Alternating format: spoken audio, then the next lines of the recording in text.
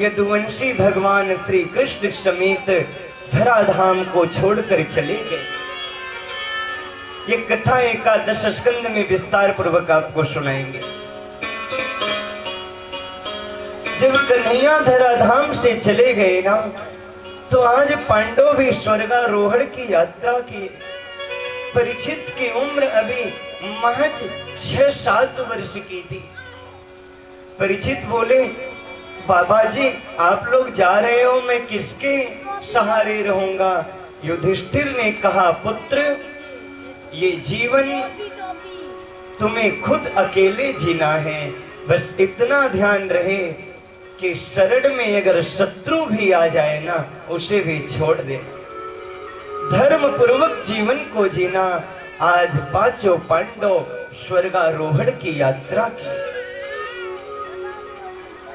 हिमालय की तरफ बढ़ते चले जा रहे थे। सबसे पहले द्रौपदी का पतन हो गया, वो बर्फ में गल गई।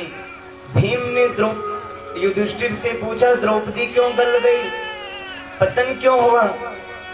युधिष्ठिर बोले, ऐसे तो इसके 5 पति थे, परंतु इसका सबसे ज्यादा जो आकर्षण था वो अर्जुन की तरफ था, इसीलिए इसका पतन हो गया।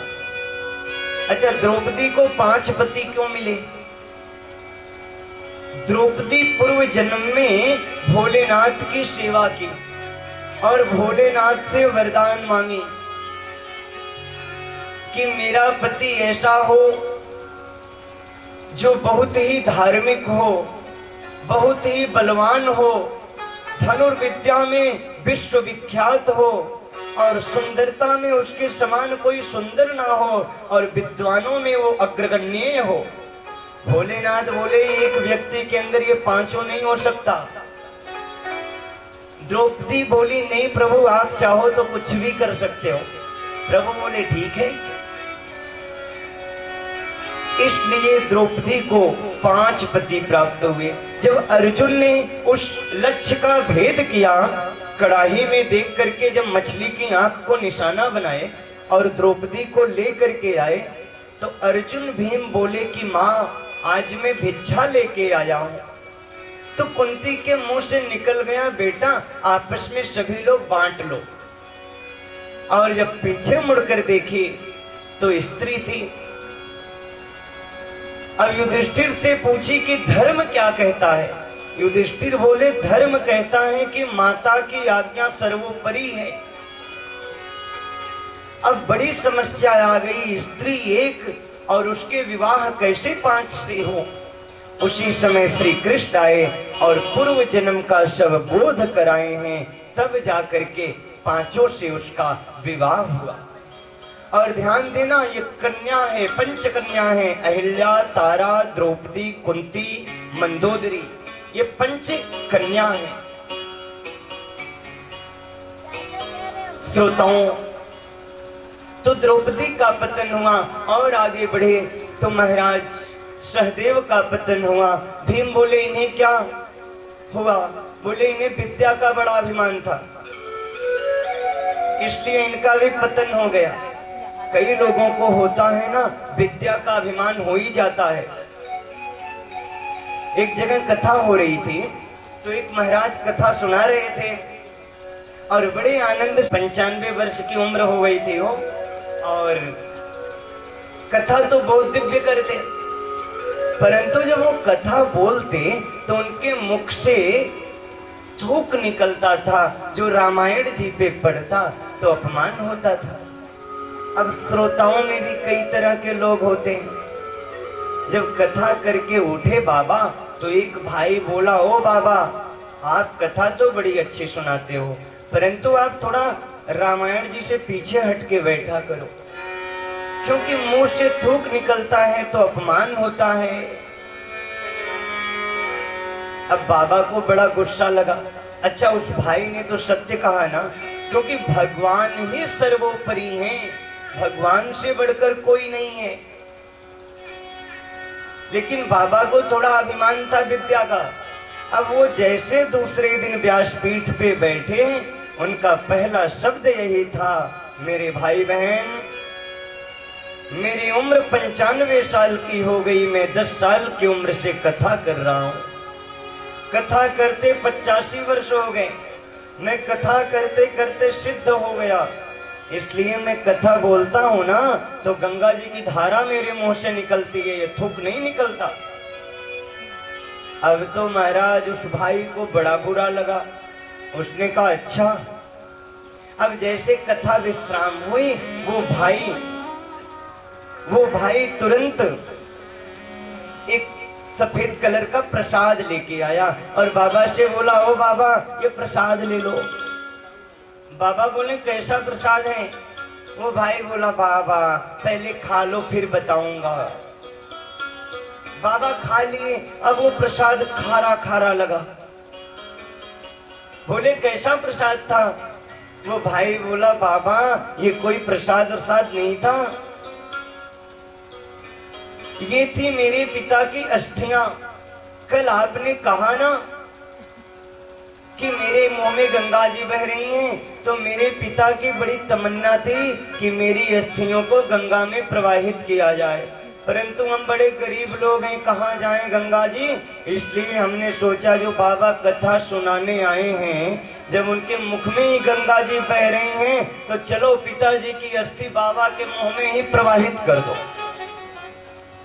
बोलो भक्त वत्सल भगवान की जय हो। तो विद्या का भी बड़ा अभिमान होता है प्यारे। अच्छा आपने अनुभव किया होगा, कभी कभी आप हनुमान चालीसा कितने लोगों को याद है? पूरा याद है ना हनुमान चालीसा? नीचे कर लो। तो कभी कभी ऐसा होता होगा कि हनुमान चालीसा पढ़ रहे हो, अचानक चौपाई फूल जाती है। ऐसा हुआ क्या कभी आपके साथ? कभी कभी चालीसा से कब आरती में प्रवेश कर गए पता ही नहीं चला। लाए सजीवन लखन जी आए, लक्ष्मण मूर्छित पड़े सकारे, यानी सजीवन प्राण उबारे। कब चालीसा से आरती में चले गए, फ्यूज उड़ गया। कभी कभी हमें जो श्लोक याद है, ऐसा कभी फ्यूज उड़ जाता है कि याद ही नहीं पड़ता। क्यों?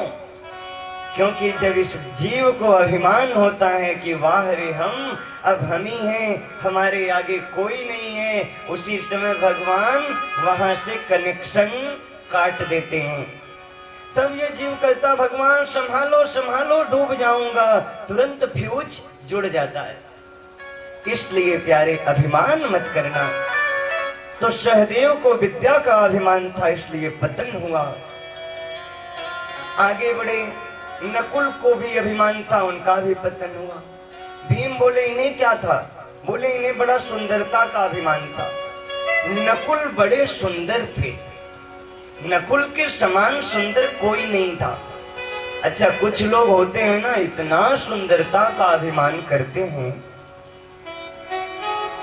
वो ये भूल जाते हैं कि ये जो तुम्हारा तन आज चमक रहा है, जब सुंदरता का अभिमान आए तो उन बूढ़ी माताओं को देखना, उन बाबा लोगों को देखना जिनके चेहरे पे झुर्रियां पड़ गई हैं। ये भी कभी रूपवान थे, ये भी अपने आगे किसी को समझते थोड़ी थे, परंतु क्या करोगे, बुढ़ापा आ गया। आपकी शादी कब हुई आपको पता है, जन्म कब हुआ पता है, बच्चे कब पैदा हुए पता है, परंतु आप बूढ़े कब हो गए क्या पता है? किसी को पता है कि फला तारीख को मैं बूढ़ा हुआ था? क्यों यजमान जी? ये काल की स्थिति है। अच्छा उससे भी बड़ी बात कि व्यक्ति बूढ़ा हो जाता है, परंतु वो अपने आप को बूढ़ा मानता नहीं है। वो कहते हैं ना कि उम्र 55 दिल बचपन का। बोलो वृंदावन बिहारी लाल की जय। तो सुंदरता का भी बड़ा अभिमान होता है, लेकिन मत अभिमान करना प्यारे। 2 क्षण में तुम्हारी सुंदरता नष्ट हो सकती है, इसलिए कैसा अभिमान। आगे चले तो अर्जुन का पतन हुआ। अर्जुन को भी विद्या का अभिमान था, वीरता का अभिमान था। जब भीम का पतन होने लगा, भीम बोले मुझे तो बता दो मेरा क्यों पतन हो रहा है? युधिष्ठिर जी बोले तुम खाते बहुत थे। देखो भोजन करना ठीक है, परंतु उतना ही भोजन करो जितना हमारी जठराग्नि पचा पाए। अब तुम खाए चले जा रहे हो और उतना तुम्हारा खाता है नहीं, तुम ऊपर से ज्यादा खा रहे हो, फिर दिक्कत तो होगी ना। तो देखो कम खाओ गम खाओ। प्रिय भक्तों, जितना भूख है उतना भोजन करो। कई लोग होते हैं ज्यादा भोजन कर लेते हैं, आज रसमलाई बनी है, आज मालपुआ बनी है, चलो 2-4 और उड़ा दो। अब 2-4 के चक्कर में गैस की बीमारी है गई। अब जितना तो तुम मालपुआ नहीं खाए उतना डॉक्टर को पैसे देने पड़ गए। तो ऐसे भी मत खाओ। तो प्रिय भक्तों, युधिष्ठिर सशरीर स्वर्ग जा रहे थे, एक कुत्ता रास्ते में आ गया, उसको भी लेकर के गए। उसी समय आकाशवाणी हुई, हे युधिष्ठिर तुम अकेले सशरीर स्वर्ग आ सकते हो, ये कुत्ता तुम्हारे साथ नहीं आ सकता। युधिष्ठिर ने क्या गजब की बात कही। इस दुनिया में अगर कोई एक कदम भी साथ चल दे तो वो भी मित्र हो जाता है। ये कुत्ता तो मेरे साथ उतनी दूर से आ रहा है, इसलिए बिना इसको लिए मैं स्वर्ग में आऊंगा ही नहीं। आज उस कुत्ते के अंदर से धर्मराज प्रकट हो गए और कहने लगे, युधिष्ठिर मैं तो आया था तेरी परीक्षा लेने, मैं तो ये देखना चाह रहा था कि तेरे अंदर अभी धर्म की स्थिति है ना। तो युधिष्ठिर जी महाराज सशरीर स्वर्ग गए। अब इधर परीक्षित जी की कथा हम आपसे निवेदन करेंगे, उसके पहले आइए बड़े भाव से, बड़े आनंद से हम सभी लोग श्री नाम संकीर्तन आनंद से करें। श्री कृष्ण गोविंद हरे मुरारी, बड़े भाव से, बड़े आनंद से, जय हो। श्री कृष्ण गोविंद हरे मुरारी, हे नाथ नारायण वासुदेवा। श्री कृष्ण गोविंद हरे मुरारी, हे नाथ नारायण वासुदेवा। हे नाथ नारायण वासुदेवा, हे लक्ष्मी नारायण वासुदेवा। हे नाथ वासुदेवा, हे लक्ष्मी नारायण वासुदेवा।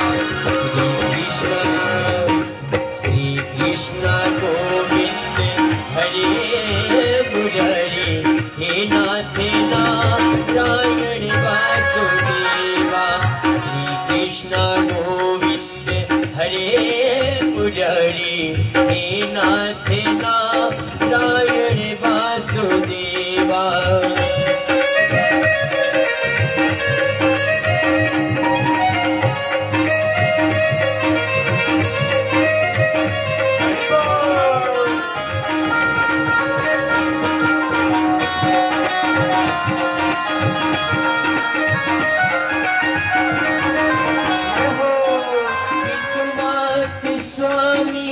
सखा हमारे पितुमात स्वामी सखा हमारे, हे नाथ नारायण वासुदेवा।